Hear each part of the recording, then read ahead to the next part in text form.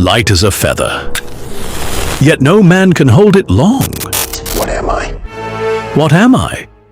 These are not just words. This is a riddle, a question asked not for laughter, What am I? but for judgment. In the wrong hands, a riddle becomes a weapon, one that measures intelligence, tests worthiness, and punishes failure. This riddle ties together two men. One is fictional. My name is Edward Nigma. Edward Nigma, Gotham's criminal mastermind known as I'm the Riddler. the Riddler. The other is very real, Did not in any way interfere with the investigations. a 26-year-old Kenyan named Seth Mwabe. But how do their paths cross? How does the obsession of a comic book villain mirror the life of a young man from Meru? This is not a coincidence. This is the story of riddles, hacking, and 11 million shillings stolen from one of Kenya's largest betting firms. Welcome to LifeLens TV Investigates.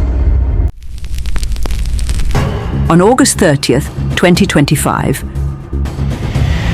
detectives from the DCI's Banking Fraud Investigations Unit stormed a quiet residence in Tetu City, Kiambu County.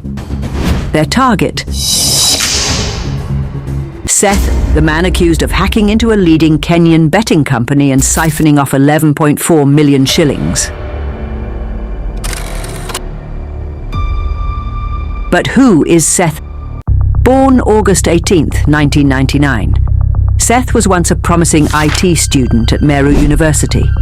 Many believe he dropped out, but the truth is far darker. He was expelled. Why? Because Seth did what he knew best: hacking.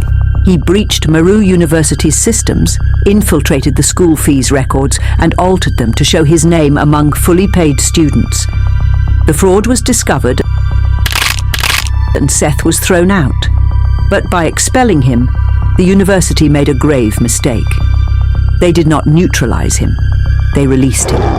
Like setting loose an angry lion, a genius armed with dangerous skills and no place left to go.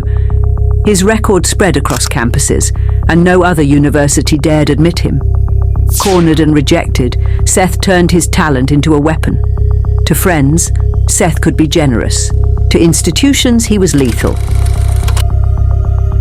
In early 2024, he set his sights on a financial cooperative, a SACCO. Its owner,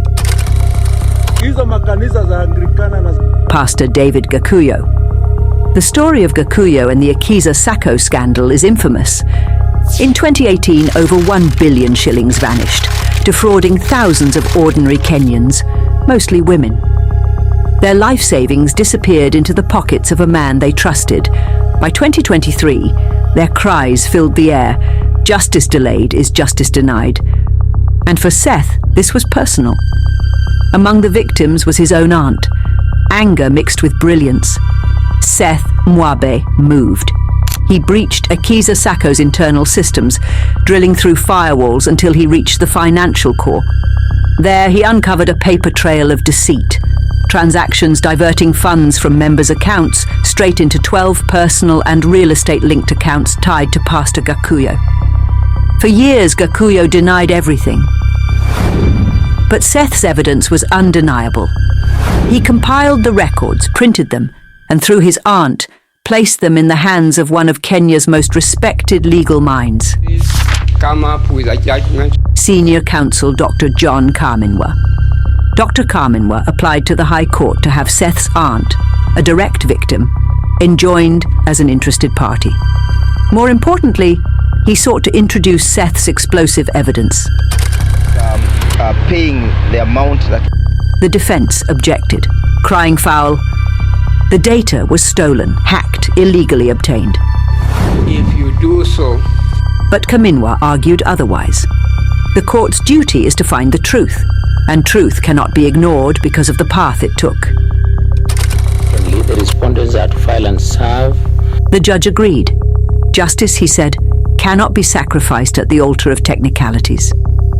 The evidence was admitted. their reply within 7 days from today. Yet the judge also delivered a sharp warning to Seth. You cannot commit a crime to punish another crime. Two wrongs do not make justice. Still, the weight of the revelations tipped the scales. They say I cannot leave the country. I'm in the JKIA. In February 2024, as Gakuyo attempted to flee to Zambia, DCI officers intercepted him at JKIA. The once untouchable pastor was finally in chains. Cornered by evidence, Gakuyo pledged to repay. By mid-2024, over 800 million shillings had been returned. In cash, in parcels of land, even in vehicles. For thousands of victims, long-delayed justice had finally arrived. And at the center of it all was Seth Mwabe, the shadowy figure who forced open a case that had stalled for 6 years. Seth Mwabe had tasted power. He had humbled a giant. He had bent the justice system with nothing but a laptop and his genius.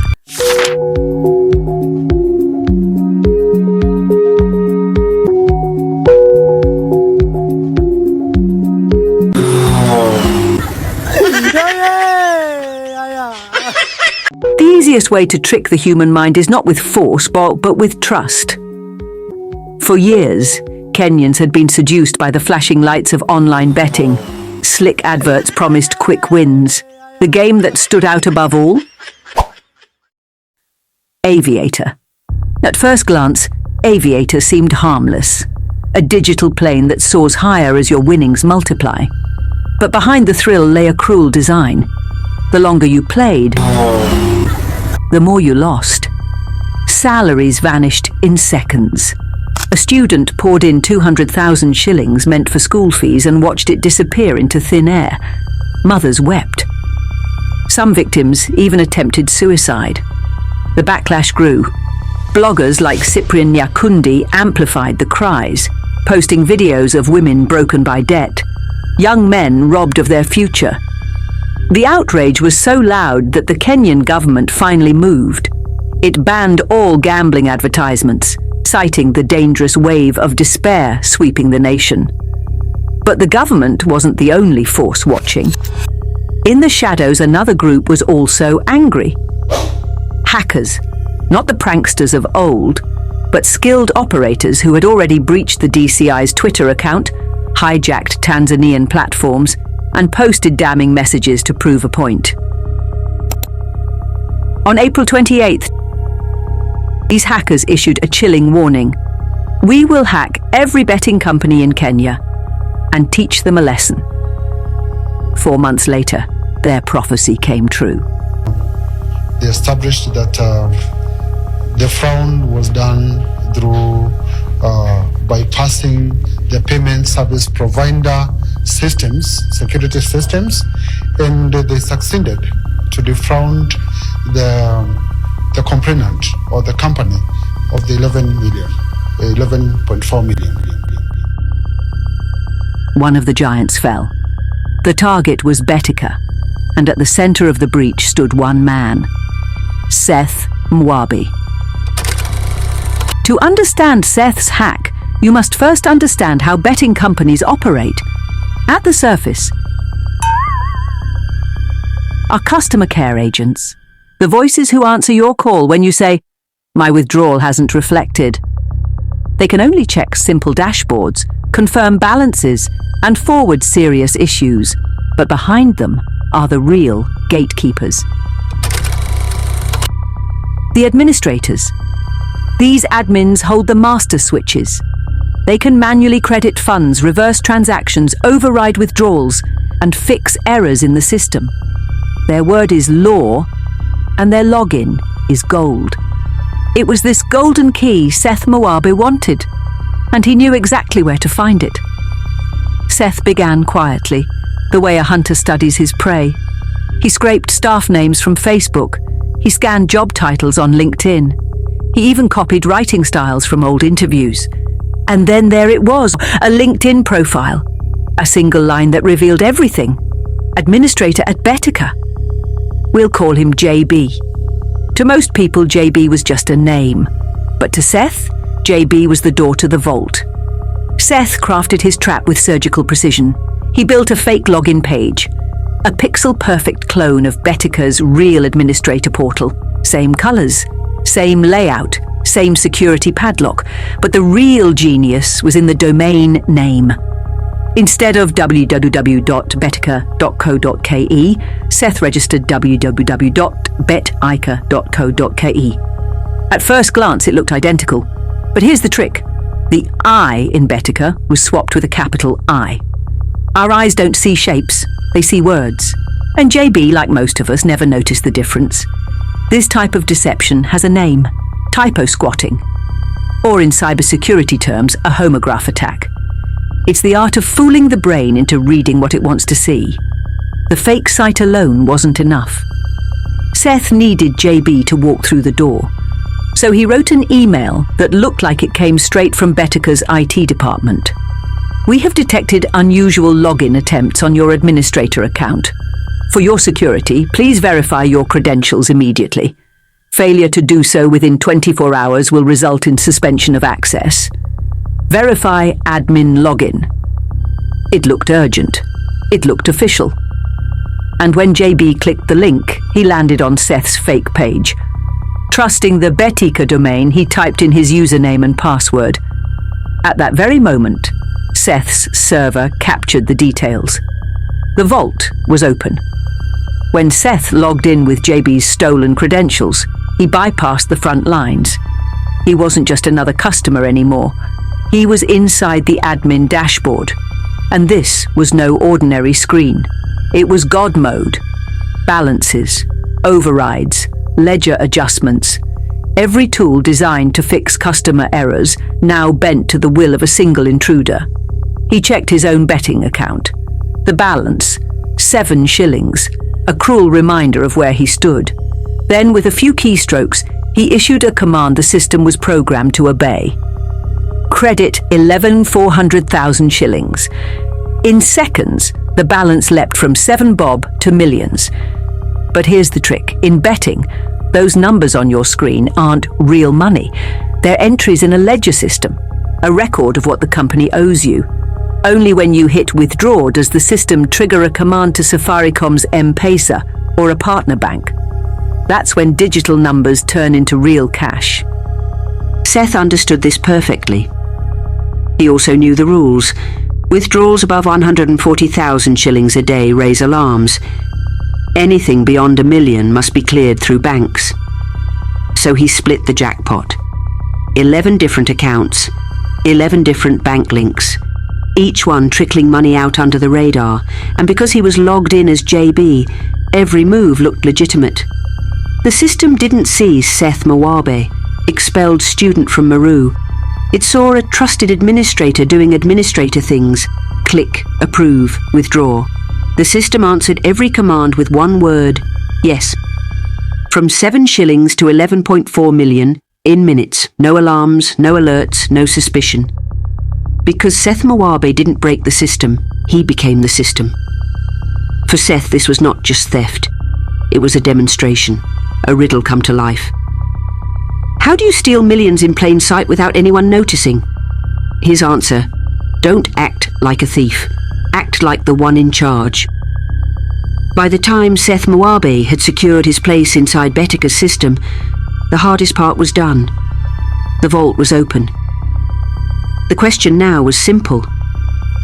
How do you walk away with 11.4 million shillings without anyone noticing? Seth was no fool. He knew that if he dropped the entire 11.4 million into a single account, alarms would blare instantly. The finance team would see it, regulators would sniff it, and the entire operation would crumble before it even began. So he played it smart. Remember, every balance in a betting account must have a story. Either it came from a deposit, or it came from a win. And if you want to stay invisible, you must make the system tell that story for you. Seth's genius was in manipulation. He didn't just credit the accounts with money. He made the system believe the money had been won. He rewrote digital records to show that his accounts had been playing Aviator, the very same game that had wrecked so many lives. And in those records, the games ended with big wins. Not too big, not too flashy, just the kind of wins Aviator was famous for. Each victory had a timestamp. Each looked natural, as though a real player had clicked at the right second and cashed out before the plane crashed. On paper, it was flawless. To Betika's system, these weren't suspicious credits, they were just lucky gamblers cashing in. First, he rewarded himself. One account, his main one, held 1.2 million shillings. The rest, spread across 11 separate accounts. Some held 400,000, others 800,000. None were round figures. None screamed fraud. Total siphoned 11.4 million. But each account looked like a plausible win. Each ledger line told a convincing lie. Now came the most dangerous move, turning numbers into real money. M-Pesa would never work. The daily limits were too low, and regulators watched mobile money like hawks. One suspicious payout and the trail would lead straight back to him. So Seth triggered another command, bank withdrawals. As an admin, the system trusted his orders. The money flowed directly into bank accounts, linked to each betting profile. From there, Seth quietly funneled the money back together. One account, one fortune. For 4 days, Seth Mwabe lived as a man who had beaten the system. A student once expelled from Meru University now held millions stolen in plain sight, but Betika was watching. On August 23rd, 2025, their IT team noticed something. A pattern, a trace, a whisper in the code that didn't add up, and that whisper began to unravel everything. What exactly did Betika's team detect? How did investigators trace the trail all the way to Tetu City, Kiambu County? What happened the night Seth was arrested? And how does all of this tie back to his strange obsession with Edward Nigma, the Riddler? The answers are coming. This was Borrowed Crime, Part 1.